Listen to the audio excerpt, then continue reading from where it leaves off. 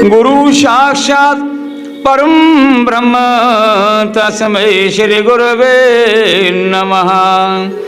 हरि ओम गजाननं भूतगणाधिसेवितं कपितजम्बो फलचारुभक्षणं उमासुतं शोकविनाशकारिकं नमामि विघ्नेश्वरपादपङ्कजम्।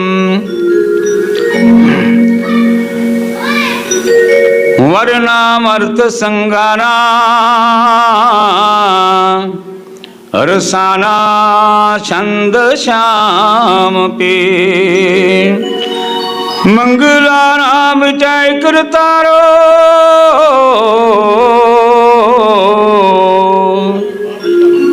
वंदे वाणी विनायको नारायणं नमस्कृत्यं नरं चैव नरोत्तमं देवी सरस्वती व्यास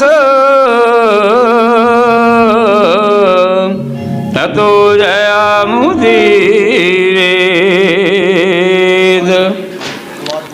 कृष्णाय वासुदेवाय देवकी नंदन आए च नंद गोप कुमार आए श्री गोविंदाय नमो नमः। श्री गोविंदाय नमो नमः। नमो ब्रह्मण देवाय गौ ब्राह्मण हिताय जगदिताय कृष्णाय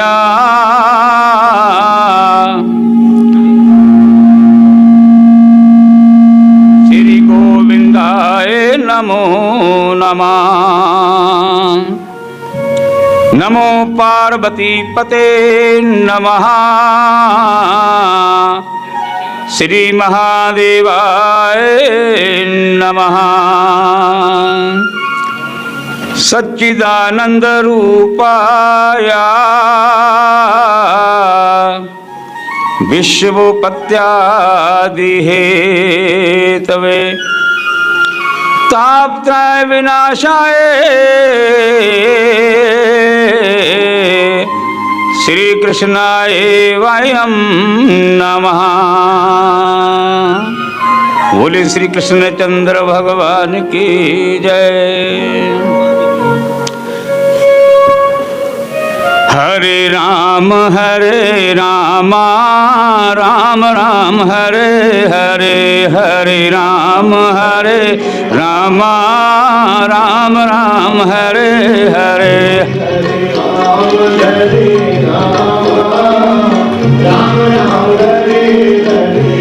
हरे कृष्ण कृष्ण कृष्ण हरे हरे हरे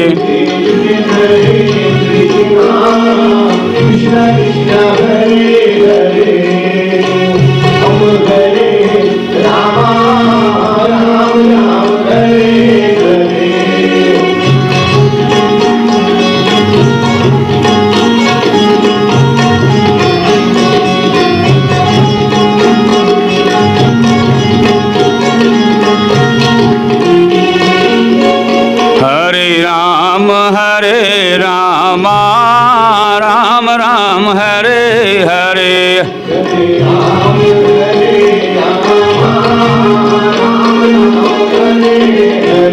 हरे कृष्ण कृष्ण कृष्ण हरे हरे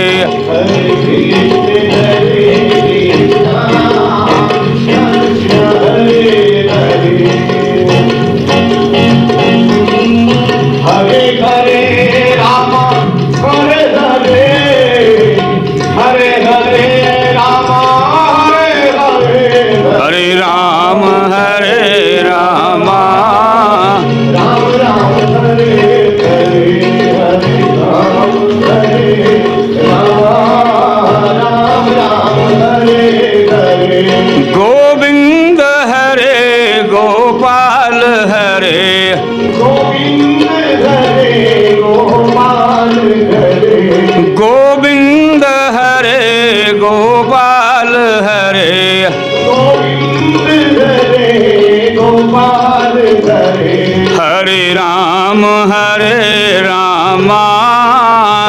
राम राम हरे हरे हरे राम राम हरे हरे हरे कृष्ण कृष्ण कृष्ण हरे हरे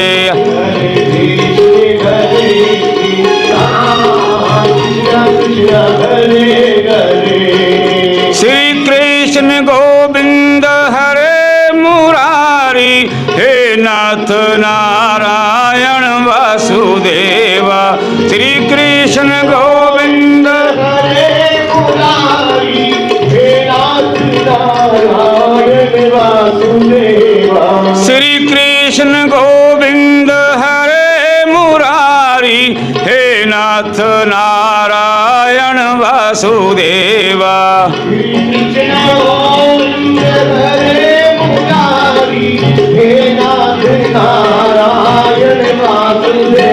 हरे राम राम राम हरे हरे हरे राम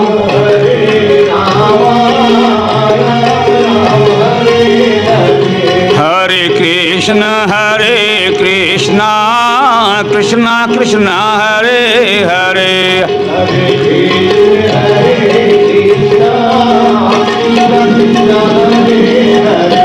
ओम नमो शिवाय ओम नमो शिवाय ओम नमो शिवाय ओम नमो शिवाय ओम नमो शिवाय ओम नमो शिवाय ओम नमो शिवाय ओम नमो शिवाय ओम नमो शिवाय ओम नमो शिवाय हरे राम राम राम हरे हरे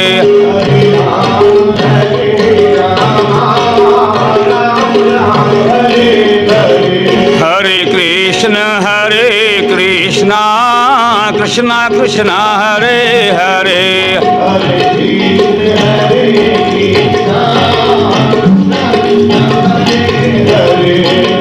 राधा रमण श्री गोविंद बोलो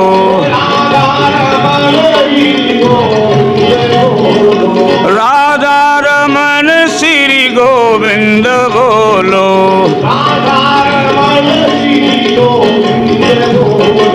गोविंद बोलो गोपाल बोलो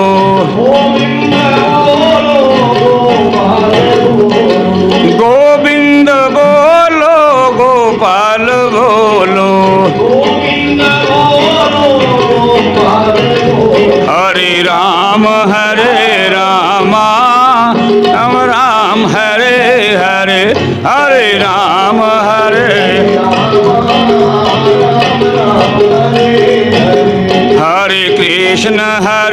कृष्ण कृष्ण कृष्ण हरे हरे हरे कृष्ण हरे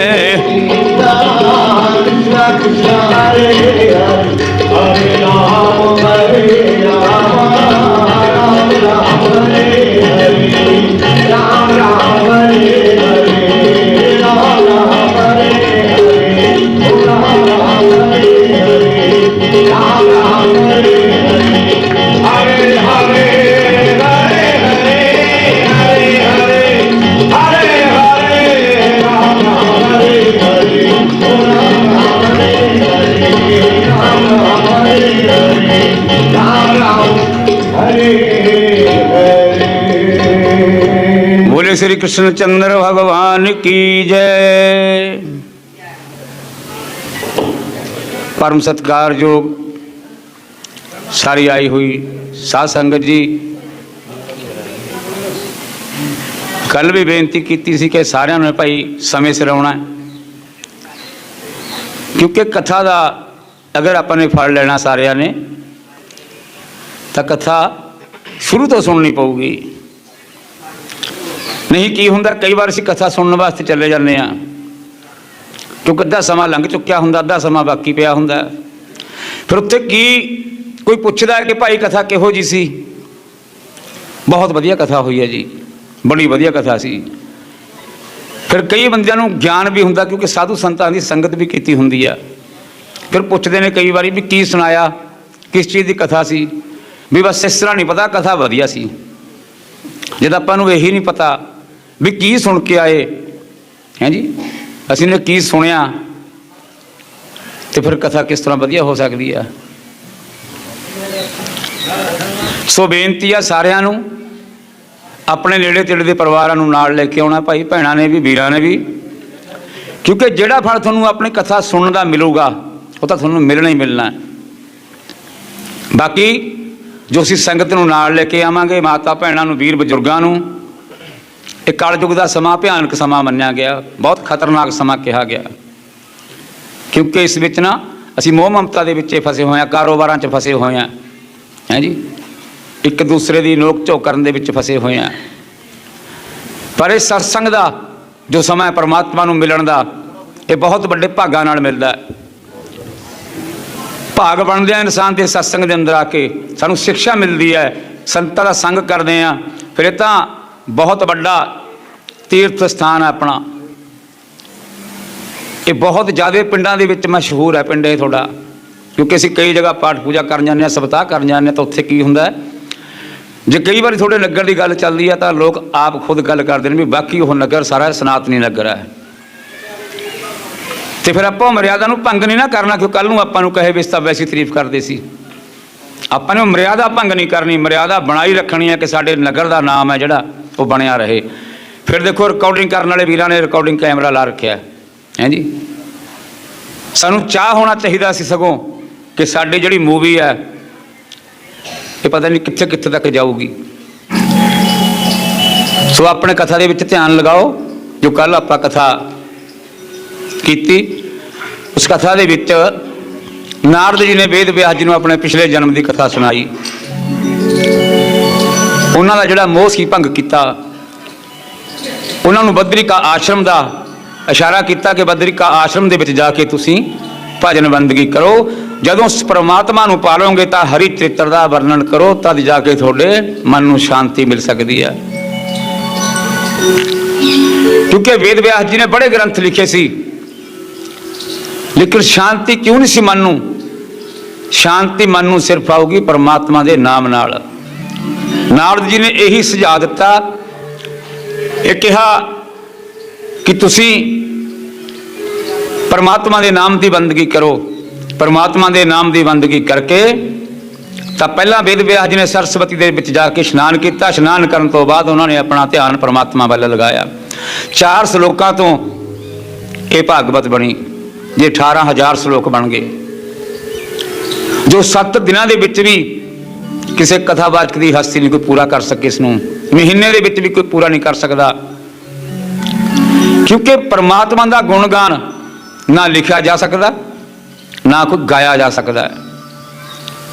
ਇਸ ਕਰਕੇ ਨਾਰਦ ਜੀ ਨੇ ਗਿਆਨ ਦਿੱਤਾ, ਗਿਆਨ ਦਾ ਉਪਦੇਸ਼ ਦਿੱਤਾ, ਤੇ ਸ਼੍ਰੀ ਵੇਦ ਵਿਆਸ ਜੀ ਨੇ ਸ਼੍ਰੀਮਦ ਭਾਗਵਤ ਮਹਾਪੁਰਾਣ ਦੀ ਰਚਨਾ ਕੀਤੀ। ਉਹਨਾਂ ਨੇ ਸਭ ਤੋਂ ਪਹਿਲਾਂ ਆਪਣੇ ਪੁੱਤਰ ਸੁਖਦੇਵ ਜੀ ਮਹਾਰਾਜ ਨੂੰ ਸੁਣਾਈ।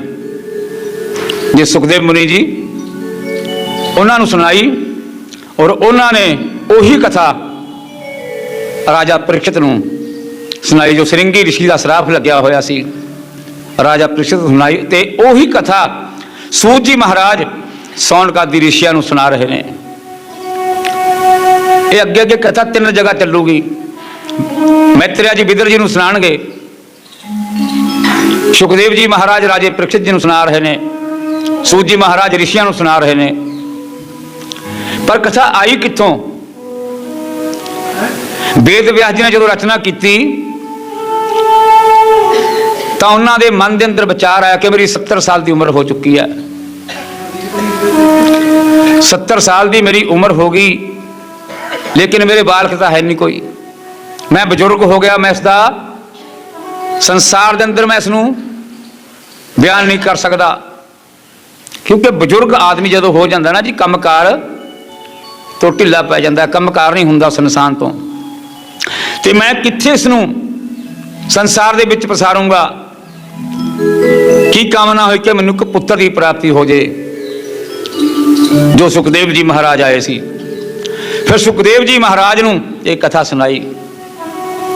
जदों कथा सुनाई तो उही कथा सुखदेव जी महाराज ने ग्रहण की और वो कथा सारी राजा परीक्षित महाराज नूं सुनाई। उही कथा सूत जी महाराज ऋषियों नूं सुना रहे हैं। उही कथा मैत्रेय जी ने बिदर जी नूं सुनाई। सो आओ आपां कथा दा रसपान करिए। तो सूत जी महाराज ऋषियों नूं कथा दा रसपान कराउंदे होए कह रहे हैं कि महाराज पंडवां ते कौरवां दियां विचकार उन्हां दे 18 फौजां इकट्ठियां होईयां। जदों महाभारत युद्ध होया 18 फौजां इकट्ठियां होईयां और उस युद्ध दे विच कौरवां दा विनाश हो गया। कौरवां दा विनाश हो गया। भगवान कृष्ण जी ने धृतराष्ट्र नूं बड़ा समझाया कि लड़ाई चंगी नहीं हुंदी, क्योंकि शांति प्रेम दे विच ही परमात्मा है। बड़ा समझाया, लेकिन वो जन्म तो भी अन्ना सी और कर्म तो भी अन्ना सी। फिर मामा शकुनी जी दुर्योधन का जो मामा सी शकुनी, वो उन्होंने घर का विनाश ही भाल रहा सी कि इन्हों के घर का विनाश हो जाए, बिल्कुल साफ हो जाए काम। क्यों? जो गंधारी माता सी ना, गंधारी का जिहड़ा ब्याह सी धृतराष्ट्र नाल होया, ਉਹਦੇ माता पिता की मर्जी नाल नहीं सी होया, धक्के नाल ब्याह होया सी। इस करके शकुनी दे अंदर उही बसिया होया सी, क्योंकि शकुनी का पिता जदों पिता की डैथ हुई शकुनी दी, तो उन्होंने कहा कि मेरिया हड्डियां किसी होर जगह ते ना सिट के आई, मेरी हड्डियां दे पासे बनाई, ये तेरे इशारे नाल चलिया करनगियां। उन्हां दा विनाश करना कौरवां दा। वो हड्डियां दे पासे सी जो शकुनी सिटदा सी, तां ही उहदे पक्ष च आउंदे सी। वो चलो कथा बाद च भी चलूगी, बाद च सुनावांगे। सो आपां उत्ते ध्यान दईए। जदों दुर्योधन ने गदा मार के दुर्योधन दे गदा मार के भीम ने उसका लक तोड़िया, पट तोड़िया, तो मैदान दे विच पिया सी दुर्योधन। मैदान दे विच दुर्योधन पिया सी। उस कोल कौन आया? अश्वत्थामा, द्रोणाचार्य का पुत्र। कहन लग्या जे मैनू सैनापति बनाउंदा तेरी यह दुर्दशा नहीं होनी सी। दुर्योधन रो रहा सी, कहन लग्या मेरे कुल दे 100 बंदे मारे गए, मेरा सारा विनाश हो गया, सारा कुछ, लेकिन पांडवां दा एक जीव भी नहीं मरिया। दुर्योधन ने कहण ते अश्वत्थामा ने कहा कि महाराज जे मैनू सैनापति बनाउंदा तेरा कोई नुकसान नहीं सी होना सी। कहता एक बारी अज भी तू इस जमीन ते पिया होया, मैनू एक बारी अपना सैनापति घोषित कर दे, मैं तेरे दुश्मनों का विनाश कर दूंगा। दुर्योधन के मन च विचार आया कि जे मैनू एक बारी घोषित कर दा कि मेरा सैनापति तू है, रहा तो कुछ है नहीं, हुण सारा कुछ खत्म तो हो गया, कर तो कुछ सकता नहीं है, लेकिन ये मन की भावना आप पूरी कर दें। दुर्योधन ने कहा अज तो बाद तू मेरा सैनापति है। कहने लग्या मेरे लिए आज्ञा करो। तो दुर्योधन ने आज्ञा की, क्योंकि दुर्योधन की बुद्धि भ्रष्ट हो चुकी सी। जो किसी का अपमान करता होवे उसकी बुद्धि हमेशा भ्रष्ट हो जाती है। तो दुर्योधन ने आज्ञा दी कि जाओ, मेरा जो विनाश होया ये पांडवां दा कुछ नहीं होया, और उन्होंने पांडवां दा विनाश करो। पांडवां दा विनाश करने वास्ते उन्हें अश्वत्थामा ने अपने मन के विच धार लिया कि मैं पांडवां दा विनाश करूँगा। कहने लग्या महाराज मैं पांडवां दे सिर कट के तेरे सामने लिया दूंगा। दुर्योधन की कुंडली दे विच वर्णित सी कि जदों इहनूं इकोदम खुशी मिलूगी और उसे गल दी इहनूं गमी मिलूगी तो उसे समय मौत हो जाऊगी। अश्वत्थामा जदों जा रहे हैं तो इन्हां दे अश्वत्थामा के अंदर की गल भगवान कृष्ण जी ने जान ली, क्योंकि जाने जान सी। अंदर की जो गल जान ली तो भगवान कृष्ण कहते भाई ये 18 दिन युद्ध होया, 18 दिन युद्ध करने तो बाद हुण आपां नूं चाहिदा आपां गंगा जी दे विच इशनान करके आईए। भगवान पंजों पांडवां नूं समेत द्रौपदी नूं लैके इशनान करने वास्ते चले गए, और जिहड़े 5 पुत्र सी द्रौपदी दे उन्हां दे खीमे दे विच पए होए सी। तो पहला आया रुद्रा स्त्रोत्र पढ़िया अश्वत्थामा ने। रुद्रा स्त्रोत्र पढ़ के उन्होंने खेमे नूं अग लगा दी। अग लगा के खेमे के अंदर प्रवेश हो गया और सुते पे बच्चों के सिर कट लियाते। सिर कट के लिया के जो दुर्योधन के कोल आया तो कहने लगा तेरे दुश्मनों का विनाश करता मैं। दुर्योधन बड़ा प्रसन्न होया, बड़ी खुशी हुई मन के अंदर। कित्थे मन के अंदर गमी हुई भी सी कि मेरे दुश्मनों का कुछ बिगड़िया नहीं और साडा कुछ रहा नहीं। दुर्योधन के कोल जो सिर आए, भीम का सिर कहने लगे भीम का सिर है। भीम का सिर चक के दबाउण लग्या दुर्योधन, और सिर फुट गया दबाण लगे, क्योंकि बड़ा बलशाली सी दुर्योधन। सिर जो टुट गया तो कहने लग्या भी यह भीम का सिर नहीं हो सकता, क्योंकि अंधेरी रात के विच आपां नूं कुछ दिखाई नहीं दिंदा। सिर जो टुट गया तो दुर्योधन कहने लग्या भी यह भीम का सिर नहीं हो सकता। इन्हें हौली हौली हौली हौली करके थोड़ा दिन चढ़न लग गया। जदों देखा कि पांडवां दे बच्चे ने तो बड़ा क्रोध आ गया मन के अंदर, और अंदरों अंदरी मन के अंदर बरलाप करना शुरू कर दिता। कहना हे दुष्ट, ते मेरे वंश नूं अगे वधण तो रोक दिता। इन्हां बच्चों का की कसूर सी? इन्हां बच्चों ने किसी का की बिगाड़िया?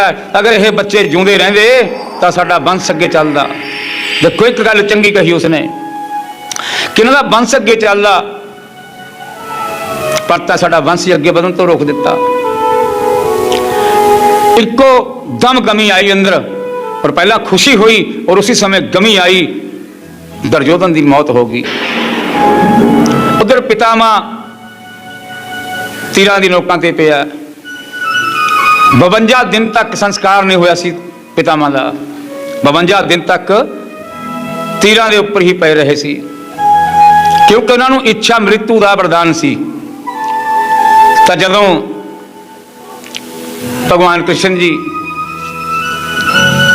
की सलाह लैन लगे, अर्जुन कहने लगे कि महाराज मैं अश्वत्थामा का सिर कटूंगा। उन्होंने साडे बच्चों का सिर कट्टिया, मैं अश्वत्थामा का सिर कटूंगा। तो भगवान कहने लगे चलो, कहने लगे रथ का सारथी सी भगवान कृष्ण जी, चले गए रथ लेके, और कहने लगे भी तेज गति नाल रथ ले जाके अश्वत्थामा के बल चले जाओ। अश्वत्थामा के बल चले गए। अश्वत्थामा के कोल जाके जदों सामने आए और अश्वत्थामा ने ब्रह्मास्त्र छोड़ दिता। ब्रह्मास्त्र छड्या, क्योंकि उन्होंने महादेव का वरदान भी सी। ब्रह्मास्त्र छड्या तो अर्जुन कहने लगे भगवान कृष्ण कि महाराज यह बड़ी प्रचंड अग्नि मेरे बल वधदी आ रही है, की कारण है अग्नि की है? तो भगवान कृष्ण को पता सी भी जे यह अग्नि इस तरह चलती रही दुनिया का विनाश हो जाऊगा। अर्जुन को इशारा किया भगवान ने, कहते भाई तू भी अपना ब्रह्मास्त्र छोड़ दे। और अश्वत्थामा ने ब्रह्मास्त्र छोड़ता दिता, पर उन्होंने वापस बुलाने की कोई विद्या नहीं पता। तेनों वापस बुलाने की विद्या भी पता है, ब्रह्मास्त्र छड्डण का भी पता है। उन्होंने ब्रह्मास्त्र छड्डिया अर्जुन जी ने, तो और सामने दोनों का टकराव हो गया। दोनों जदों अस्त्र आमनो सामने खड़े रहे तो दुनिया के विच अग मचण लगी। जदों तेज अग हुई तो भगवान कृष्ण जी कहने लगे भी इन्हों तुसीं वापस बुलाओ। अर्जुन ने उस विद्या का उच्चारण करके हो ब्रह्मास्त्र वापस बुलाए। वापस बुलाने तो बाद उसनूं पकड़ लिया अश्वत्थामा नूं। अश्वत्थामा नूं पकड़ के द्रौपदी दे कोल ले आ रहे हैं। मन के अंदर विचार होया अर्जुन दे भी जे मैं इसनूं मारूंगा, एक तो मेरा गुरु पुत्र है, दूसरा है ब्राह्मण है, ब्राह्मण नूं मार दिता मैनूं ब्रह्म हत्या लग जाऊगी। मन के अंदर विचार होया भगवान कृष्ण जी जाणगे, और भगवान कृष्ण जी परीक्षा लेनी चाहिए। उन्होंने भगवान ने परीक्षा लेनी चाहिए कि मैं अर्जुन की परीक्षा लेके देखा भी अर्जुन का मन की कह रहा है। तब भगवान कृष्ण जी कहने लगे अर्जुन नूं कि हे अर्जुन की सोच रहे हैं? इन्हें छोटे छोटे बच्चों के सिर कट्टे सी, इहदी गर्दन उतार दे। अर्जुन कहने लगा महाराज ये ब्राह्मण पुत्र भी है, मेरा गुरु पुत्र भी है, मैं इसनूं द्रौपदी कोल लेके जाऊंगा। ये द्रौपदी का गुनाहगार है, द्रौपदी को लेके जाऊंगा, जो द्रौपदी आज्ञा दऊगी वही करांगे। द्रौपदी को लेके चले गए। द्रौपदी का नारी दिल पिंगल गया। अश्वत्थामा नूं देख के नारी दिल पिंगल गया भी मेरे बच्चे 5 मर चुके हैं, अगर इसनूं मार दिता गया तो मेरे बच्चे वापस नहीं आ सकते। द्रौपदी रोंदी रोंदी अर्जुन नूं कहण लगी भी ये मेरे 5 बच्चे जो मर चुके हैं, अगर आपां अश्वत्थामा नूं मार दांगे तो मेरे बच्चे वापस तो नहीं आण लगे। जिस तरह मैं अपने बच्चों के गम के अंदर बरलाप कर रही हाँ, तड़फ रही हाँ, दुख भर रही हाँ, और इस तरह यदी मां भी बड़ी दुखी होगी। इस तरह की मन के अंदर भावना आ गई। तो भगवान कृष्ण जी कहने लगे भाई भी गल तो बिल्कुल ठीक कही है, अगर द्रौपदी के बच्चे मारे गए, अश्वत्थामा का सिर कट्टिया गया तो द्रौपदी के बच्चे तो नहीं वापस आ सकते। युधिष्ठिर ने भी कहा भी हाँ है बिल्कुल धर्म का काम है, धर्म अनुसार ही आपां ने चलना, क्योंकि बड़े सियाणे सी वो। भीमसैन नूं गल चंगी ना लगी, ना भगवान दी, ना युधिष्ठिर दी, ना अर्जुन दी, ना द्रौपदी दी, कोई गल चंगी ना लगी। भीम कहने लग्या भी इसने साडे पुत्र मारे ने, इसनूं बख्शना नहीं चाहिए, इसनूं दंड दिओ। भीम के अंदर क्रोध पैदा हो गया, दंड दो इसनूं। उस तो बाद अर्जुन ने की किया, अर्जुन ने उसका सिर से जिहड़ा उसके बाल सारे मंडवा दिते। बाल मंडवा के मत्थे दे विच मणि सी, जो मणि नूं धारण करके रखदा सी, अपनी कृपान की नोक नाल उस मणि नूं बाहर कढ लिया। मणि नूं बाहर कढ के अश्वत्थामा नूं देश निकाला दे दिता। भगवान कृष्ण कहने लगे कि यह मरण तो भी ज्यादा बेहतर है कि देश निकाला दे दिता और मत्थे चो मणि कढ ली। क्योंकि एक बंदे का अगर आपां कोई बंदे का मान होवे, मान की जगह ते आपां उहदा अपमान करिए, अपमान भी मरण के बराबर ही हो जाता है। अश्वत्थामा नूं देश निकाला दे दिता। उधरों उत्तरा के गर्भ के अंदर बालक पल रहा सी।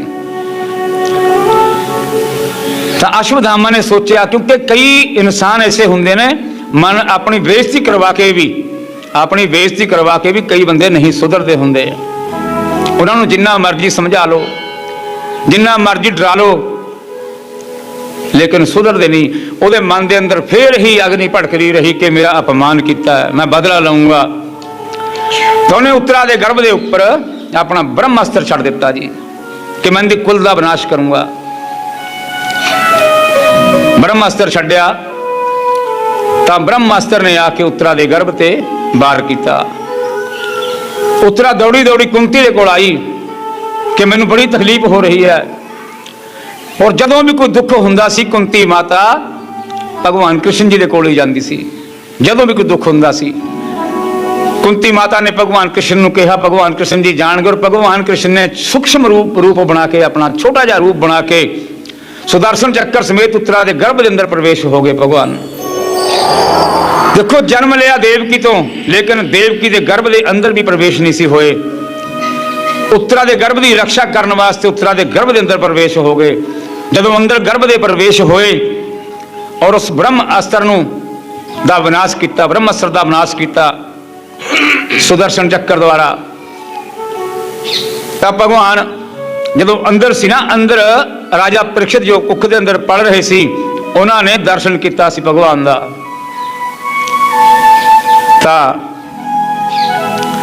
भगवान ने उत्तरा के गर्भ की रक्षा की। और उत्तरा की रक्षा करने तो बाद सुखदेव जी महाराज अगे की कथा सुना रहे हैं, सूत जी महाराज ऋषियों को कथा सुना रहे हैं।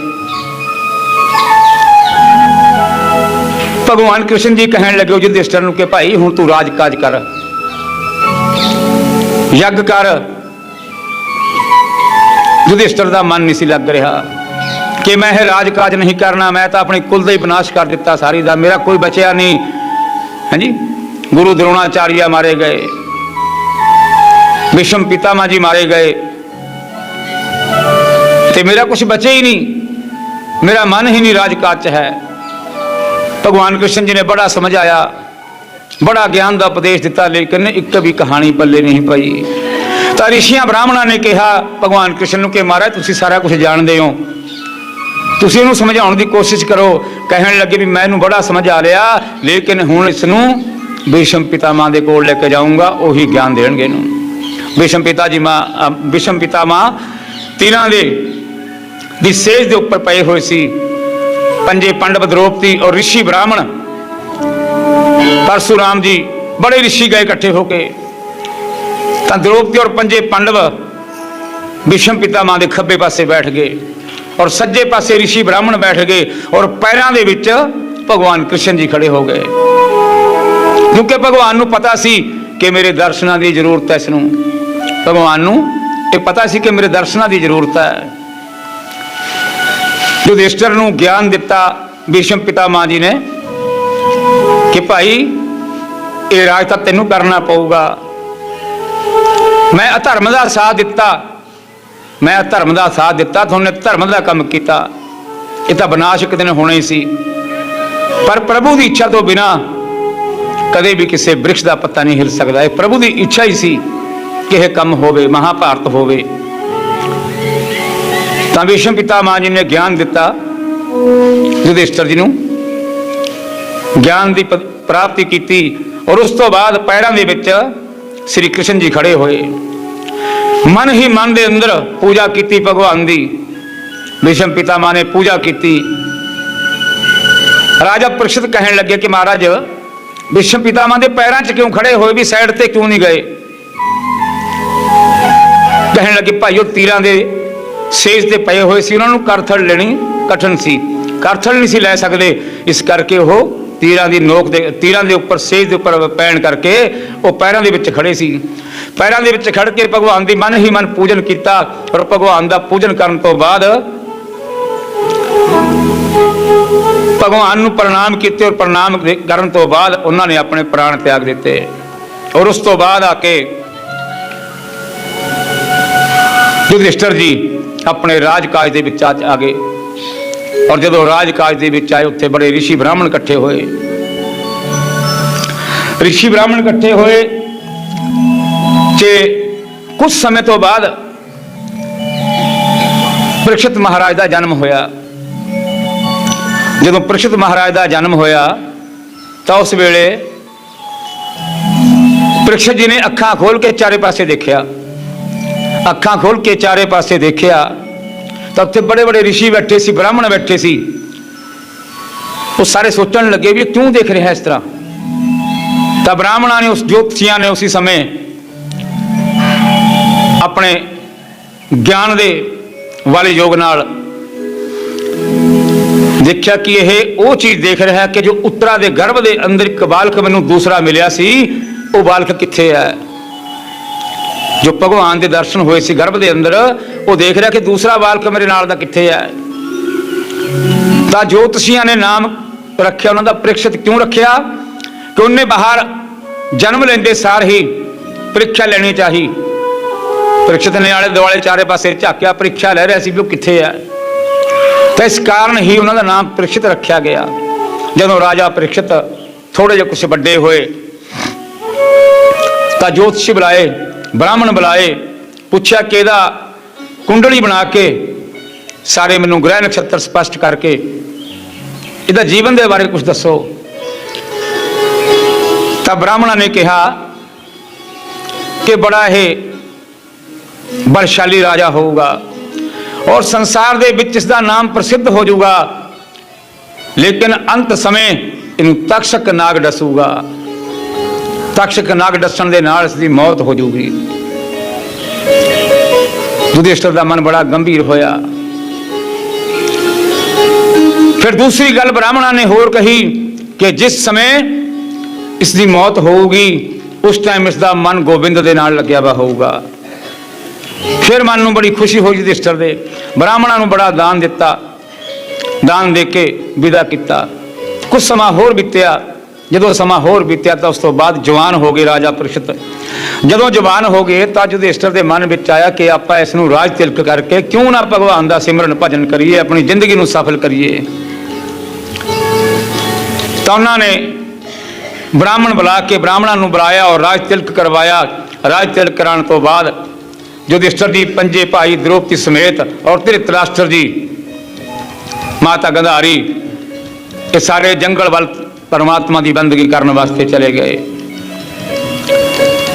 और राजा परीक्षित बड़ा धर्मी राजा सी। उन्होंने राज अपने पिता दे अपने कुल के मुताबिक किया, धर्म के अनुसार राज किया कि प्रजा की जो पालना है, प्रजा की पालना अपनी जिवें एक पुत्र की पालना कोई आदमी करता है, अपने पुत्र की पालना वांगू ही प्रजा की पालना की।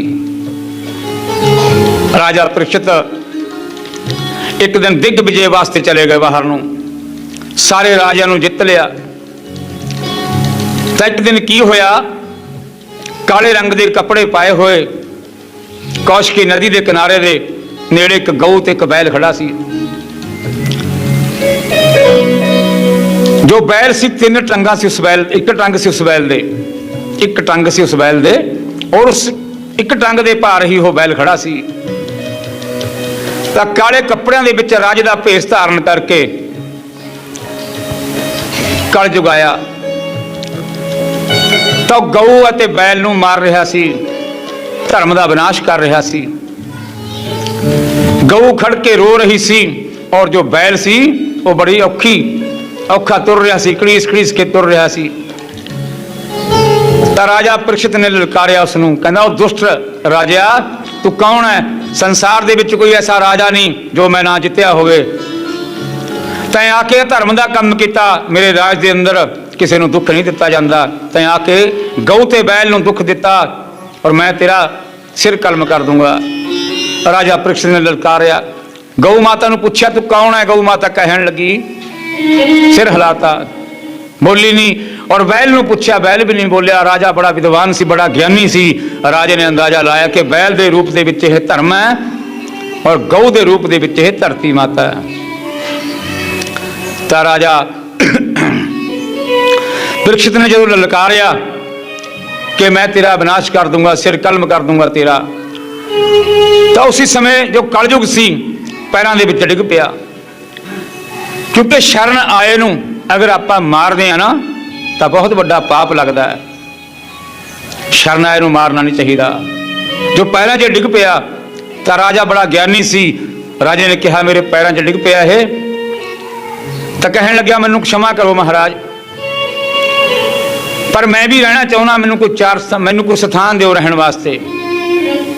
कहन लग्या मेरे राज तो बाहर जाके रहो। कहन लगे थोड़ा तो राज सारी जगह ते है, कोई जगह दसो मैनूं जिथे थोड़ा राज ना होए और मैं उत्थे चला जावां, मैनूं कोई जगह तो दो रहने वास्ते। तो राजा कहन लग्या भी इस तरह मैं तेनों कोई जगह नहीं दिंदा। फिर उस कलयुग ने कहा कि सतयुग द्वापर त्रेता युगों के विच ऋषि मुनिया ने अथक तपस्या की लेकिन परमात्मा के दर्शन नहीं होए। और मैं ऐसा युग है, मेरे युग के अंदर अगर आदमी एक पल, जिमें कबीर ने कहा कि एक घड़ी, अद्धी घड़ी जां घड़ी का भी चौथा हिस्सा सिमरन परमात्मा का किया जाए। तो कलयुग कहन लग्या मेरे च विशेष गुण है, एक तिन्ने युगों के विच जो परमात्मा की बंदगी दिन रात योगियों ने की, महापुरुषों ने की, पर परमात्मा के दर्शन नहीं होए। मेरी बंदगी करन दे नाल, मेरे युग दे विच बंदगी करन दे नाल परमात्मा के दर्शन हो जाएंगे। मैं ऐसा युग है।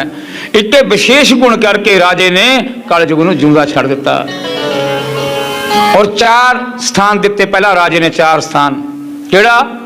जिथे जुआ चलदा होवे, हाँ जी, बेशवा दा स्थान, कला कलेश घर के अंदर होवे, जिथे मदरा चलती होवे, शराब चलती होवे, ये 4 स्थान दिते राजा परीक्षित ने। कहन लगे महाराज मेरा 4 स्थानों के विच गुजारा नहीं होना और 4 स्थान माड़े ने, ये कोई चंगा स्थान भी दिओ। तो राजा परीक्षित ने की कहा कि जा तेरा स्वर्ण के विच वास करता। स्वर्ण मंगया, कलयुग ने स्वर्ण च वास करता। उस दिन सवेर वेले राजा परीक्षित जदों बाहर निकले सी, जिहड़ा जरासंध दा मुकुट सी बहुत ज़्यादा कीमती सी, वो उन्होंने जित्या होया सी, जित के अपने वो मत्थे ते बन्निया। क्योंकि जदों आपां कोई घर के अंदर कोई समान रखा हो, उसनूं फरोड़दे होईए, कोई ना कोई वधिया कीमती चीज़ निकल आवे, सवेरे सवेरे वो मुकुट निकलिया और अपने सिर ते विराजमान किया। जदों अपने सिर ते विराजमान किया तो वह मुकुट दे विच उही कलयुग निवास कर गया। कलयुग ने निवास कर लिया और राजे की बुद्धि सी जो भ्रष्ट हो चुकी। हुण राजा परीक्षित दे मन दे विच विचार आ गया कि मैं शिकार खेड के आवां। कि अज मन के विच विचारा राजा परिषद ने कदे शिकार नहीं सी खेडिया, लेकिन वो मुकुट बन्नण के कारण राजे परिषद के मन के अंदर शिकार खेलण का चाह उठ खड़िया। राजा परिषद अपनी सेना नूं लेके शिकार खेडण दे लई चले गए, और शिकार खेडण दे लई चले गए तो बड़ी दूर निकल गए। बड़ा समा हो गया, बड़ी दूर निकल गए तो उत्थे मन के अंदर की होया कि एक भुख भी लगी ते प्यास भी लगी। राजे परीक्षित ने सोचा कि कोई आश्रम मिल जाए तो पानी की प्यास बुझा ला अपनी। अगे आश्रम निगाह पै गया समीक ऋषि का, समीक ऋषि का आश्रम निगाह पै गया और आश्रम के विच चले गए। आश्रम के विच जाके वो ऋषि समाधि लगाई बैठे हुए सी, समाधि लगाई बैठे हुए सी। तो ऋषि नूं बड़ा कहा कि मैं जल पान करना। हुण समाधि खुली नहीं, ऋषि बैठे हुए ने, कित्थों जल पान करान। मन के अंदर क्रोध आ गया राजे दे, कहन लगे कि इस ऋषि ने मेरा सम्मान नहीं किया, मेरा मान नहीं किया। मैं चक्रवर्ती राजा परिषद हाँ और मेरा मान नहीं किया इस राजे ने, इस ऋषि ने। क्रोध के विच आके उस दरबार के विचों वापस चले गए, उस कुटिया के विचों वापस निकले और अगे एक मरिया हुआ सप पिया सी, और उस मरे हुए उस सप नूं उठा करके समीक ऋषि के गले के विच पा के चले गए। समीक ऋषि के गले के विच पा के चले गए। श्रृंगी ऋषि नदी के विच नहाण वास्ते, स्नान करने वास्ते गया होया सी, और श्रृंगी ऋषि नूं कुछ बच्चों ने दस्या तेरे पिता के गले के विच एक मरिया हुआ सप पा दिता। किने पा दिता? राजे परीक्षित ने।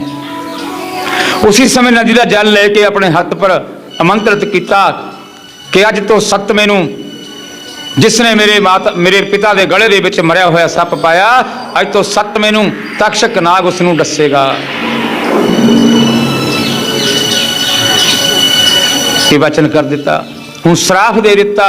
लेकिन ऋषियां मुनियां का श्राप कदे खाली नहीं जाता। तां ही कहना भी साधु संतां तो सानू बच के रहना चाहिए, दूर रहना चाहिए। दूर किस तरह? माड़ा चंगा कहने तो दूर। शरण संतां दी काम आऊगी, लेकिन थोड़ा जिहा माड़ा चंगा कहने तो दूर रहना पऊगा, क्योंकि संत बड़े प्रभावशाली हुंदे ने। अपना सारा कुछ त्याग के, सारा कुछ छड्ड के एक दूसरे नगर के लिए जिंदे हुंदे ने संत।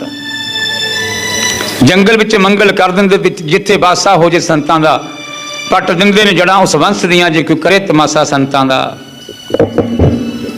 पर संतां दे नाल कदे टीचर मखौल, कदे माड़ा शब्द नहीं बोलना चाहिए। जे अपनी चंगी जिंदगी बतीत करनी होवे तां जिन्नी क सेवा होवे उन्नी क कर लेनी चाहिए है। सत्संग सानू सिर्फ यही शिक्षा दे रहा है कि सत्संग करो और परमात्मा का नाम जपो और भगवान नू प्राप्त करो। भगवान की बंदगी करांगे तां ही भगवान प्राप्त होणगे। ले मिल के आपां सारे एक भजन बोलांगे, सारे ने मिल के बोलना भाई।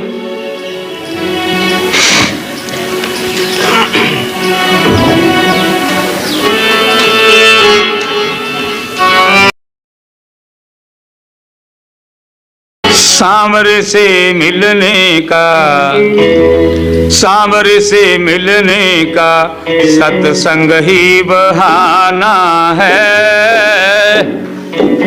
सांवरे से मिलने का सत्संग ही बहाना है। चलो सत्संग में चलें, चलो सत्संग में चलें, हमें हरि गुण गाना है। सांवरे से सत्संग की बहाना है। सांवरे से मिलने का सत्संग की बहाना है।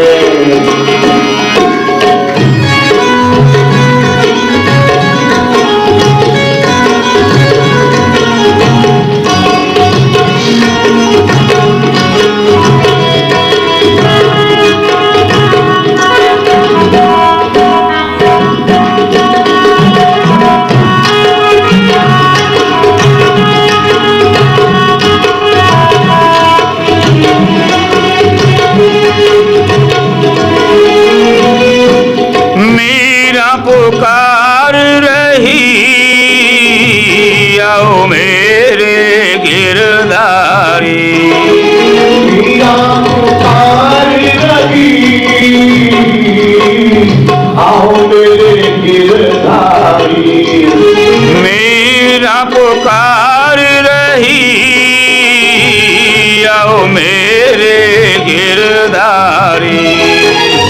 मीरा पुकार रही, आओ मेरे गिरधारी।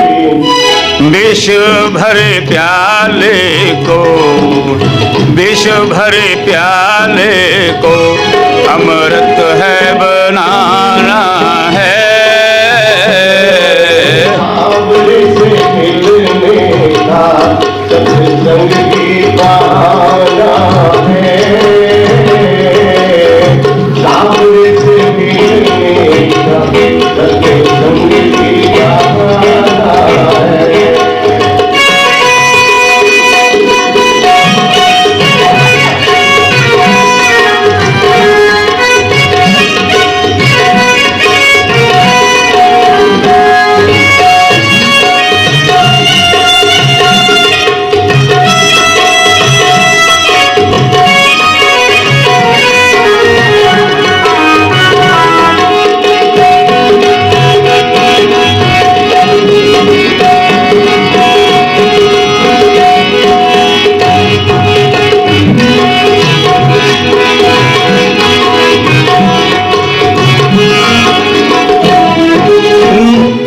द्रौपदी पुकार रही, आओ मेरे बनवारी।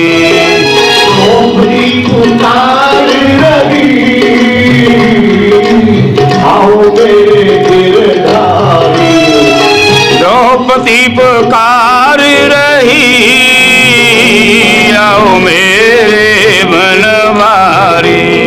द्रौपदी पुकार रही, आओ मेरे गिरधारी। चीर को बढ़ा जाओ, चीर को बढ़ा जाओ, मेरी लाज को बचाना है। सावरे से मिलने का सत्संग की बहाना है। सावरे से मिलने का सत्संग की बहाना है।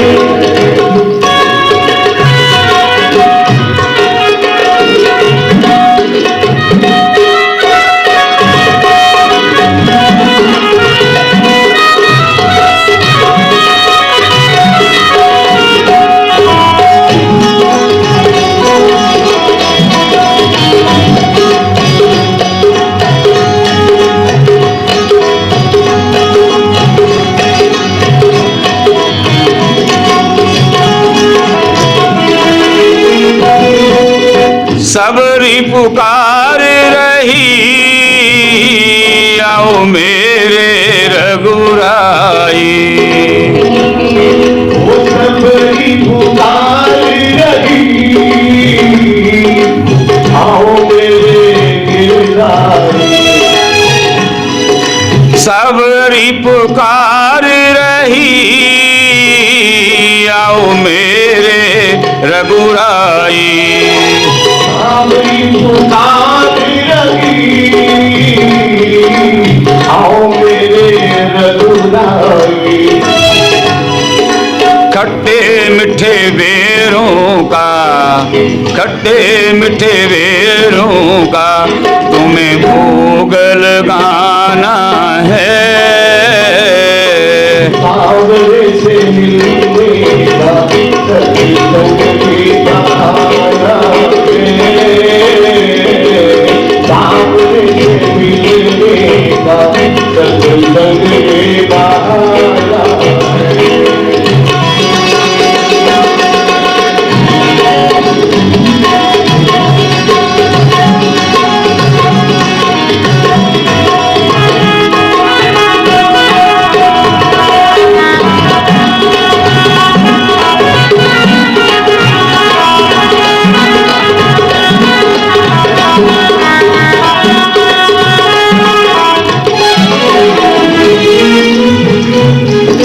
मथुरा में ढूंढा तुम्हें, गोकुल में ढूंढा तुम्हें। मथुरा में ढूंढा तुम्हें,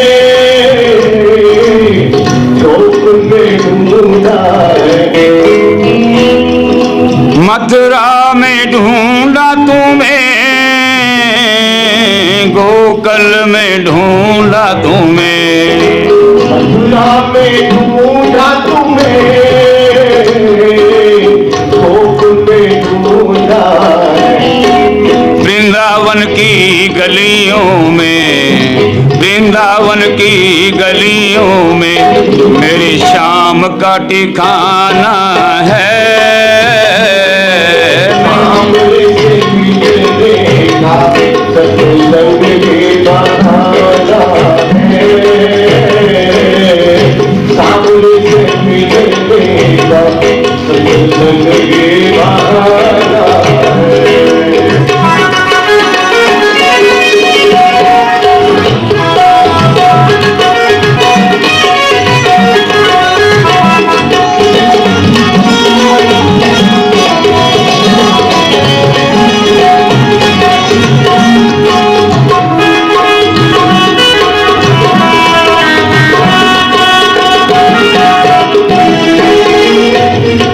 मथुरा में ढूंढा तुम्हें,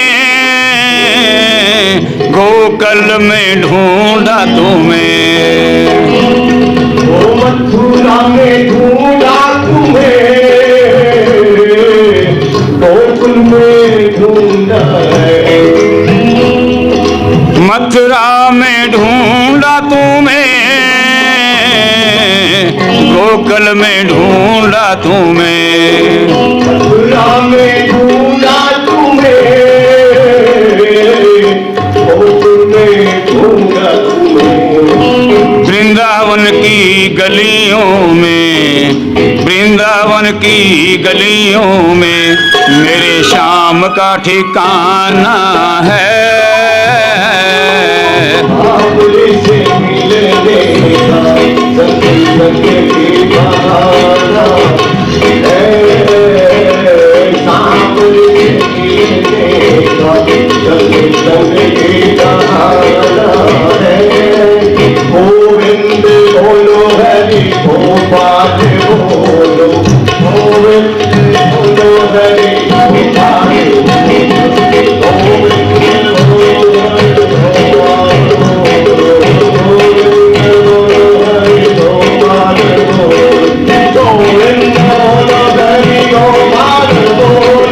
गोविंद बोलो हरि गोपाल बोलो, गोविंद बोलो गोपाल बोलो, गोविंद बोलो गोपाल बोलो।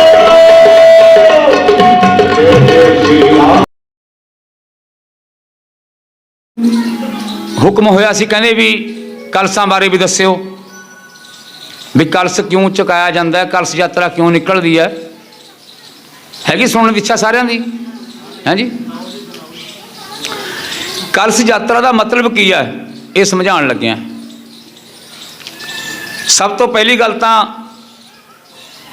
जिहड़ा कलस है, कलस के अंदर सारिया नदियों का वास हुंदा है, सारे दरियावां का वास। जदों एक कलस के विच ब्राह्मण बैठ के पूजा करवाउंदा है तो कहंदा भाई कलस के विच नदियां का, गंगा जी, सरस्वती, जिन्नियां भी नदियां, पवित्र नदियां और दरिया, इन्हां दा वास हुंदा उहदे अंदर, कलस के अंदर। फिर तीन वास होर हुंदे आ उहदे विच, विष्णु, ब्रह्मा, महेश। एक कलस के अंदर ये भी वास करते हैं, है जी, विष्णु, ब्रह्मा, महेश।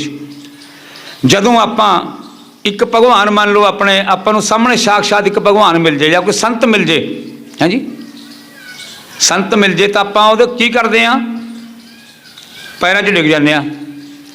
पैरां 'च डिग के आपां प्रणाम करते हैं संतां नूं, है जी।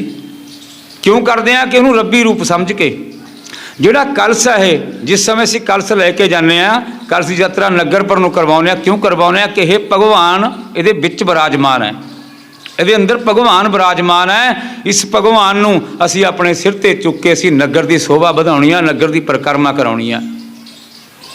वैसे दियां उदाहरणा बहुत ने, पर मेन जिहड़ी है ना, ये मेन उदाहरण तुहानूं दस रहा भी बिल्कुल सही है। ये अंदर भगवान का वास, नदियां का वास, दरियावां का वास। ये नहीं हैगा कि पानी आपां कितों भर लिया, पानी जिथों मर्जी भर लो। काम तो मंत्रां ने करना हुंदा सिर्फ। जो गंगा जल कोल ना होवे तो मंत्रां द्वारा गंगा जल भी तैयार हो जाता है। इस करके ये कलश यात्रा जिहड़ी हैगी आपां इस करके कढ़दे आ कि भागवत देखो, भागवत कौन है? भगवान कृष्ण जी, क्योंकि उन्हां दी ही लीला है सारी उहदे अंदर, और उन्हां दी ही आत्मा इस महाप्राण के अंदर वास कर रही है। जदों आपां अपने शिव मंदिर दे विच लैके गए, उत्थे रख के फिर आपां नूं सन्मान नाल लिआंदा उरे, है ना। जिवें अपने मान लो कोई संत महात्मा नगर दे विच आ जाण तो आपां नूं पता होवे भी चंगे वधिया संत ने ये, उन्हां नूं आपां बड़े सन्मान नाल लैके आवांगे। कोई बंदा भोजन लैके आऊगा, कोई बंदा कुछ लैके आऊगा। सो इसे तरह ही आपां सन्मान नाल कलसां दी यात्रा दे नाल कलसां दे विच भगवान दा वास करा के उन्हां कलसां नूं नाल लैके आए आ। उदाहरण होर भी बहुत ने, होर भी समझा दांगे कल नूं फिर, ठीक है जी। पर यह बिल्कुल वधिया उदाहरण है। सो कलश इस करके चक्के जा कि भगवान नूं असीं अपने सिर ते रख के लिया रहे हैं, ते भगवान नूं सिर ते रख के लिया रहे हैं। इस करके भाई यह कलश यात्रा का जिहड़ा विधान है यही है। बाकी थोड़ा बहुता जे होर सुनना होगा, दो तीन उदाहरण होर भी ने, वो भी सुना देंगे कल नूं, ठीक है जी। तो राजा अपनी कथा दे विच ध्यान लियाओ। राजा परीक्षित की कथा चल रही सी। श्रृंगी ऋषि ने श्राप दिता और श्राप देने तो बाद अपने आश्रम दे विच चले आए। समीक ऋषि समाधि दे विच बैठे हुए सी। समीक ऋषि जदों समाधि 'च बैठे हुए सी तां उन्हां दे कोल आके बड़ी उच्ची उच्ची रोण लग पए। जदों बड़ी उच्ची उच्ची रोण लग पए तां समाधि भंग हो गई। जो समाधि भंग हुई, समीक ऋषि कहण लगे, भाई तैनूं की हो गया? कहण लग्या, पिता जी तुहाडे गले दे विच सप पा दिता मरिया होया राजे परीक्षित ने। कहण लगे फिर की हो गया? देखो किड्डे विद्वान ऋषि, किड्डे ज्ञानवान ऋषि, उन्होंने सप गले च पिया होया अपशगन मन्निया जाता। जे आपां भी कह दईए यार कित्थे मरिया वा सप गल च पा लिया, हाँ जी, कोई कलेश खड़ा हो जाए किसी नाल, आपां कहने आ मरिया होया सप गल पा लिया। पर समीक ऋषि ने की विचार किया कि फिर की हो गया? जे गले दे विच पै गया, निर अपराध राजा हो, उन्हें कोई जिंदगी दे विच अपराध नहीं किया। निर अपराध उसनूं कहा जाता कि निर अपराध हो राजा है, उन्हें साडी रक्षा की है। अगर इहो जे राजे संसार दे विच होण तां ऋषि मुनि साधु संत बैठ के तपस्या कर सकते हैं, क्योंकि नहीं तो दुखी करने वाले बड़े आ जाते हैं। पिंड दे विच एक सरपंच हुंदा है, मंदिर कई बने होंगे। जे मंदिर दे विच कोई नशेड़ी जाके किसी महात्मा नूं तंग कर रहा तो सब तो पहला सरपंच कोल शिकायत की जाती है कि पिंड दा मुखी है। इस तरह ही साडा नगर खेड़ा, खेड़ा भी पिंड दा मुखी है। जे कोई माड़ी चंगी आत्मा नगर के अंदर निवास करूगी तो पहला खेड़े कोल जाऊगी। खेड़े नूं पुछे बगैर कोई चीज़ निवास नहीं कर सकती। छेत्रपाल इन्हां दी भी बहुत पूजा करनी चाहिए है। सो ऋषि कहने लगे फिर की हो गया? जे मेरे सप मरिया वा गल च पा गया फिर की हो गया? उस राजे ने कदे कोई अपराध नहीं किया है जी, वो राजा साडी सदा रक्षा ही करता है। तो कोई माड़ा वचन तो नहीं बोलिया। कहन लग्या जी मैं श्राप दिता भी अज तो 7 मैनू तक्षक नाग डसूगा। कहन लग्या बड़ा माड़ा काम किया तैं। बड़ा मन दुखी होया समीक ऋषि का। कहन लग्या पुत्र तो बड़ा माड़ा काम किया। उस राजे ने जिंदगी च कदे पाप नहीं किया। सब का भला मंगण वाला और अपनी प्रजा की पुत्र की तरह रक्षा करता है, तो बड़ा माड़ा किया।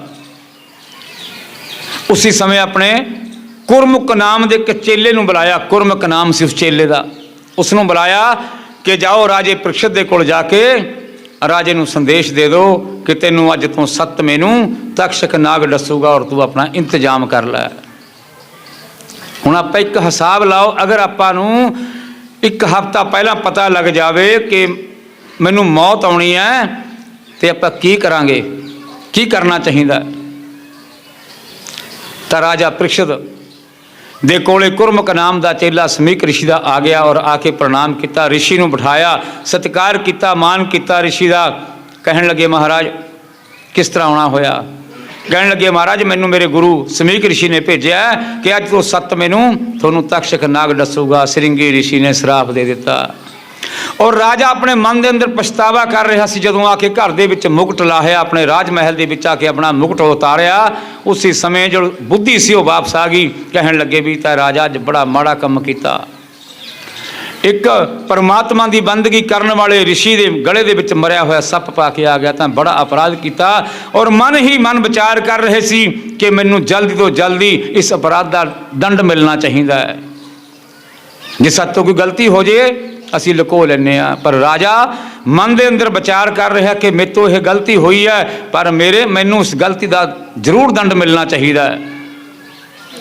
ਇਹਨੇ ਨੂੰ ਗੁਰਮੁਖ ਨਾਂ ਦੇ ਚੇਲੇ ਨੇ ਕਿਹਾ ਕਿ ਮਹਾਰਾਜ 7ਵੇਂ ਦਿਨ ਤੁਹਾਨੂੰ ਤਖਸ਼ਕ ਨਾਗ ਦੱਸੂਗਾ, ਆਪਣਾ ਇੰਤਜ਼ਾਮ ਕਰ ਲਿਓ, ਮੇਰੇ ਗੁਰੂ ਦੀ ਆਗਿਆ ਹੈ।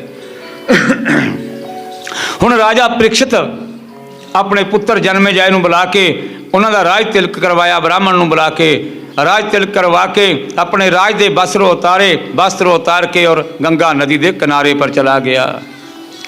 गंगा नदी के किनारे पर चला गया।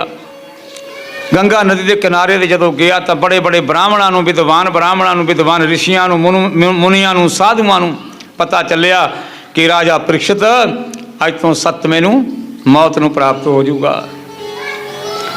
बड़े बड़े ऋषि मुनि साधु संत उसके कोल गए, क्योंकि ऋषियों की साधुओं की बड़ी सेवा की उस राजे ने, और उस कोल चले गए। जाके गंगा जी के किनारे ते नदी के किनारे ते बैठ गए। निर्जल वर्त किया राजे परीक्षित ने। कहने लगा जलपान भी मैं ग्रहण नहीं करूँगा। राजा परीक्षित बैठ गए, बड़े बड़े ऋषि बैठे। राजा का इको प्रश्न सी कि मैनू अज तो 7वें नूं तक्षक नाग ने दसना है कि मैं नरक दे विच ना जावां। उन्होंने होर कोई डर नहीं सी राजे परीक्षित नूं कि मैं नरक दे विच ना जावां, मैनू वैकुंठ धाम की प्राप्ति होवे। मैनू कोई उपाय दसो। इन्हों 16 साल की उम्र वाले सुखदेव जी महाराज, जिन्हां दा करोड़ां सूरजां वांगू मुख मंडल तैक रहा सी, सुखदेव मुनि जी जिन्हां दा करोड़ां सूरज वर्गा तेज मुख ते सी। और जदों आए जिन्हें भी उत्थे विद्वान ऋषि मुनि साधु संत महात्मा बैठे सी, सारिਆਂ ने उठ के दंडवत प्रणाम किया, जमीन ते लेट के प्रणाम किया। तो राजा परीक्षित के मन च विचार आया कि बहुत बड़े ऋषि होने जिन्हां ने इन्हों जमीन ते लेट के प्रणाम किया। तो कहने लगे महाराज मेरा प्रणाम भी स्वीकार करो। राजा परीक्षित ने अपना प्रश्न किया कि महाराज मैनू अज तो 7वें नूं तक्षक नाग ने दसना है, और श्रृंगी ऋषि ने मैनू श्राप दिता होया है। मेरा प्रश्न है कि मैनू की करना चाहिए। तो सुखदेव महाराज जी बहुत विद्वान, जिन्हों ने सब तो पहली बार श्रीमद भागवत महापुराण की कथा परीक्षित नूं सुनाई सी। राजे परीक्षित नूं कहने लगे भाई तेरे कोल तां 7 दिन ने, 7 दिन। राजे खटवांग कोल 2.5 घड़ियां सी। 2.5 घड़ियां का 1 घंटा हुंदा, सिर्फ 1 घंटा पहला उन्होंने मौत का पता लग्या सी और अपना कल्याण कर गया सी। तेरे कोल 7 दिन ने, तेनू कोई चिंता करने की जरूरत नहीं, चिंतन करने की जरूरत है। चिंतन कर, चिंता ना कर। चिंतन किहदा करना? उस परमात्मा का, उहदा चिंतन कर। तो श्री सुखदेव जी महाराज श्रीमद भागवत महापुराण की जो कथा राजे परीक्षित नूं सरवण कराउण लगे। राजा परीक्षित ने कहा कि महाराज जो जो मेरे मन के अंदर शंका आवेगी और उसका निवारण तुसी करना है। राजा परीक्षित नूं ज्ञान का उपदेश दे रहे हैं।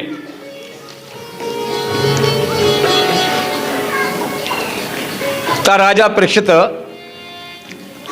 गंगा जी के किनारे ते बड़े बड़े ऋषि मुनि साधु इकट्ठे होए बैठे हैं सारे, क्योंकि उन्होंने एक तक्षक नाग दा तक्षक डसन का श्राप लग्या होया सी। और राजा परीक्षित एक दृढ़ विश्वास करके मन को स्थिर करके सच्चे मन और तन के नाल बैठ करके उस कथा को सरवण करन लगे जो सुखदेव जी महाराज ने परीक्षित को सुनाई। तो उस कथा को सरवण करन लगे।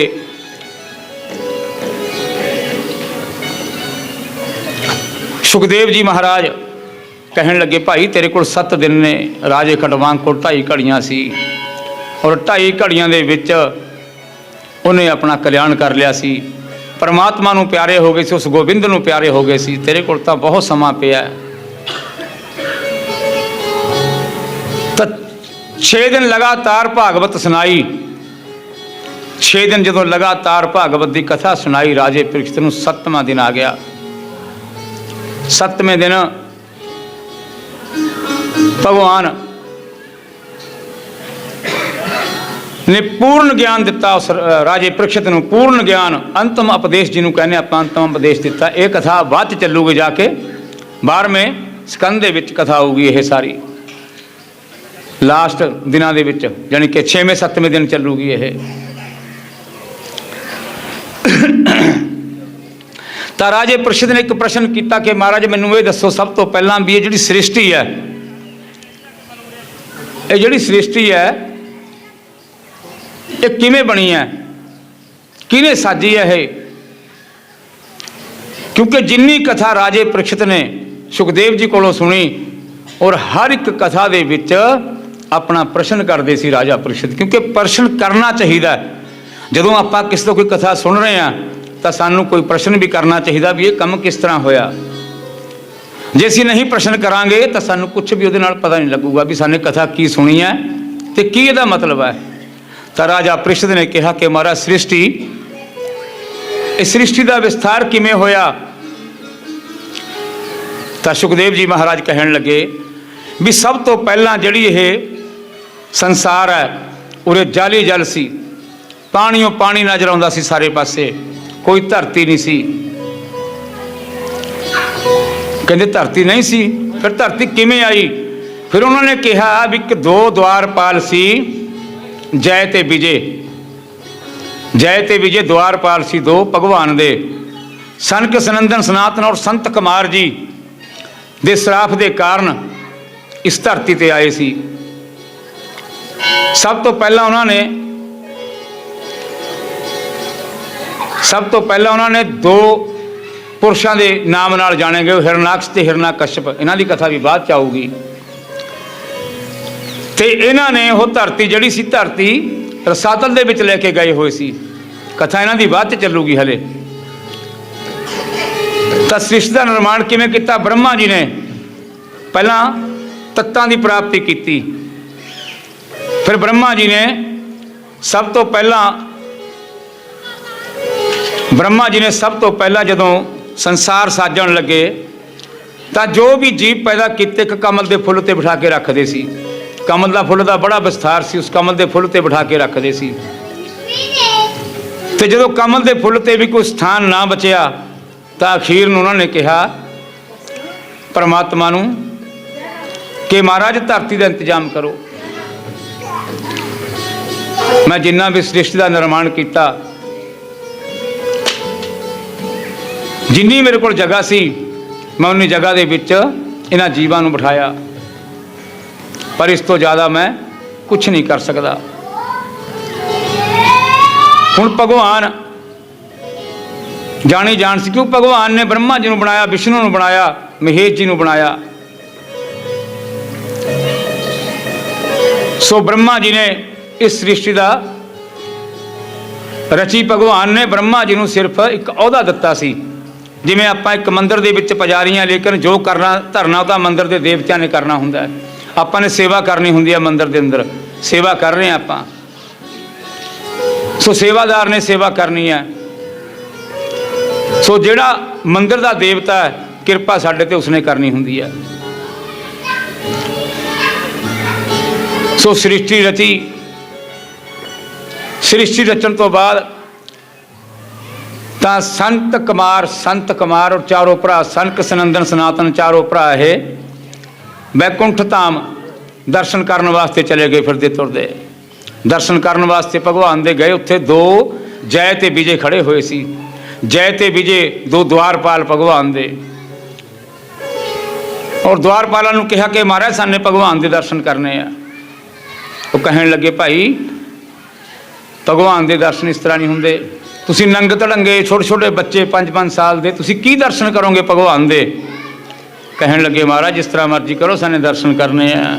जदों बार बार उन्होंने अपमान किया गया, मखौल किया गया, तो उन्होंने अखीर में क्रोध चा के श्राप दे दिता। श्राप किवें दिता? भगवान की इच्छा नाल। भगवान की विष्णु भगवान के जो शरीर के अंग सी, माता लक्ष्मी उन्होंने मालिश कर रही सी बैठी, चंदन लगा रही सी, कहन लगी महाराज थोड़े अंग बड़े कोमल ने, अगर किसी दुश्मन के नाल तुहानूं युद्ध करना पै जे तुसीं किस तरह मुकाबला करोगे? तब भगवान लक्ष्मी माता दी जो मन की गल सी उसनूं जान गए, उस मन की गल नूं जान गए, और वो मन की गल नूं जान करके भगवान ने अपनी इच्छा के नाल ही सनक सनंदन संत कुमार कोलों यह श्राप दवाया सी। और उन्हों की बुद्धि भी भ्रिष्ट की सी जय ते विजय की। जदों उन्होंने श्राप दिता तो की कहा कि जाओ तुसीं 3 जन्मां वास्ते थोड़ी दैतां वर्गी बुद्धि हो चुकी है, राक्षसां वर्गी बुद्धि हो चुकी है, तुसीं 3 जन्म इस पृथ्वी ते जाके राक्षस जुनी दे विच भोगो। उसी समय भगवान ने अपनी माया हटाई और जो जय ते विजय सी पैरां 'च गिर गए सनक सनातन संत कुमार जी दे। सनक सनंदन संत कुमार उन्होंने पैरों के विच गिर गए, कहन लगे महाराज बड़ा अपराध हो गया। कहन लगे भी साडा श्राप मिथ्या नहीं हो सकता। इन्ने नूं भगवान आ गए, भगवान कहन लगे भाई ये सारा कुछ मेरी मर्जी नाले होया, मेरी इच्छा सी। इन्हां दे अंदर हंकार पैदा हो गया सी, जो मेरा भगत होवे और मेरे भगत के अंदर हंकार पैदा हो जाए तो मैं उसके हंकार का विनाश जरूर करना हुंदा है। तो सब तो पहला दीति माता की गर्भ तो पैदा होए हिरणाक्ष ते हिरणाकश्यप। हिरणाक्ष जदों पैदा होए तो सारे हथियार लेके पैदा होए सी, सारे हथियारां नाल पैदा होए सी, और पैदा हुंदे सारे शरीर उन्हां दा पहाड़ां की तरह वधण लग पिया। बहुत ज़्यादा शरीर वध गया, बड़े बलशाली हो गए। समय का ध्यान भी रखियो, समा बड़े बलशाली। और एक दिन हिरणाकश्यप हिरणाक्ष नारद जी नूं मिले। जदों नारद जी नूं मिले तो नारद जी नूं कहण लगे भी मेरे तो बलशाली कोई संसार दे विच है? तो नारद जी कहण लगे भी एक है। कहण लगे जल्दी नाम दसो कौन है? कहण लगे भाई दस दें। जदों नाम दस्या की दस्या? कहंदे भाई एक हैगा। कित्थे मिलूगा? कहंदे समुद्र दे विचों धरती कड्ढण वास्ते गया, बराह रूप अवतार धारण करके। बोलिए बराह भगवान की जय। बराह अवतार धारण करके रसातल दे विचों पृथ्वी लैण वास्ते गए सी। ब्रह्मा ने स्तुति की सी कि महाराज धरती का इंतजाम करो। समुद्र दे विचों धरती नूं कढ के लियाए, और धरती जदों लई आ रहे सी उस समय हिरणाक्ष दा आमणो सामने टकराव हो गया। हिरणाक्ष ने बड़ा मंदा चंगा बड़ा गलत वचन प्रवचन किए उन्होंने। भगवान ने कहा भी हले नूं कुछ नहीं कहना, जदों हंकार की हद टुट जूगी, इहदा हंकार नाल इहदा जो बल है इसके अंदर वो खत्म हो जाऊगा, फिर इनू फिर भेजांगे परम धाम नूं। तो उन्हें बड़ा गंदे मंदे शब्दों का उच्चारण किया भगवान नूं। जदों हंकार ज़्यादा अंदर हो जाए, इंसान के अंदर हंकार पैदा हो जाए, गुस्सा अंदर ज़्यादा बढ़ जाए तो शरीर कंबन लग जाता आदमी का। जिहड़ा शरीर का बल हुंदा, शक्ति हुंदी है, घट जाती है शरीर चों। तो हिरणाक्ष का भी यही हाल होया। और अखीर नूं शाम होण लगी, ब्रह्मा जी कहन लगे महाराज इसका कल्याण करो छेती। तब भगवान ने एक हाथ का चपेड़ मार के उसकी गर्दन उतार दी और धरती नूं लिया के जमीन के उत्ते स्थापित कर दिता। फिर ब्रह्मा जी ने अगे जो सृष्टि रची है इसकी कथा आपां कल नूं सुणावांगे। सो अज समा हो चुकिया, तो माता भैणां नूं बेनती है भाई तुसीं अज भी बहुत ज़्यादा लेट आए, क्योंकि कथा 1 बजे स्टार्ट हो चुकी सी। 1 बजे सही पहुँचना है और 3 बजे सही समाप्ति है। सो कल नूं जो कथा होनी है इस सृष्टि की कथा चलण तो बाद ही अगे का प्रसंग चक्या जाऊगा। बोले श्री कृष्ण चंद्र भगवान की जय।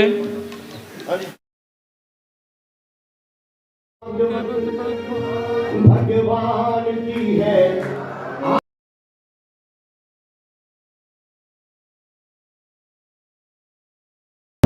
पाप से है आरती, भागवत भगवान की है आरती, पापियों को पाप से है आरती, भागवत भगवान की है आरती, पापियों को पाप से है आरती।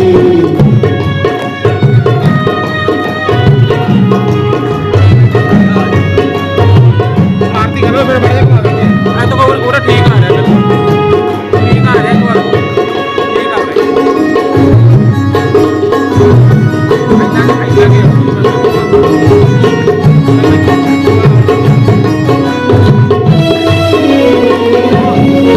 ये शाम्रग्रंथ, ये पंक्ति पंक्ति, ये पंचम वेद निराला, नवज्योति जगाने वाला। ये अमर ग्रंथ, ये मुक्ति पंथ, ये पंचम वेद निराला, नवज्योति जगाने वाला। हरि नाम यदि हरि ध्यान यदि, हरि नाम यदि हरि ध्यान यदि, सबके मंगल की आरती, पापियों को पाप से है आरती, से भगवान की है आरती, पापियों को पाप से है आरती।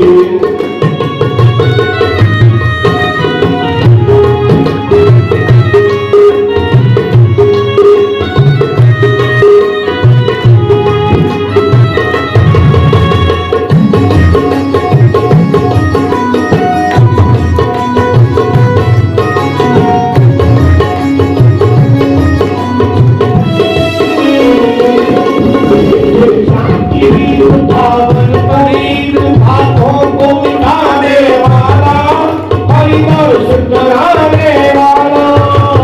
शांति पावन पूरी हाथों को मिटाने वाला, हरिदर्श कराने वाला। ये सुख करनी, ये दुख हरनी, ये सुख करनी, ये दुख हरनी।